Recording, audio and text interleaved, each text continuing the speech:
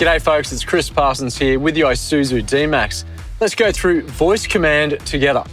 Now it's worth mentioning that we are using the 9-inch system display found in X-Terrain and LSU models and works independently of your smartphone and is integrated with the navigation system. This differs to the smartphone-based options like Siri or Google Assistant, which are available on both 9-inch and 7-inch systems, as they are dependent on the available internet coverage. This particular built-in voice command provides full functionality offline without the need for a smartphone being connected. To use voice command, all you need to do is press the voice recognition button on the steering wheel. Please say a command after the beep tone.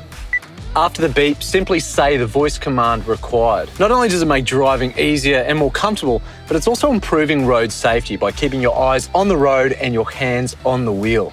You can use it for a wide range of voice commands, like call a friend from your contacts list, ask for directions, and even switch to a new digital radio station. Let's try a couple of voice commands right now and just see how intuitive it is. Please say a command after the beep tone. Change source to Bluetooth audio. Changing source to Bluetooth audio. Call John Smith mobile. Do you want to call the mobile of John Smith? Yes.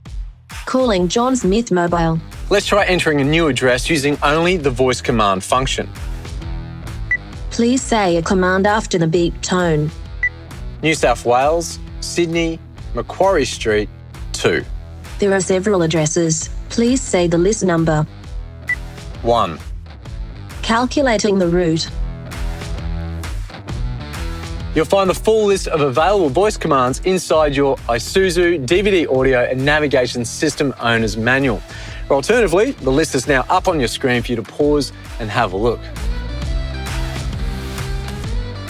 Well, now you're ready to enjoy your voice command functions to its fullest thanks to the Isuzu D-Max.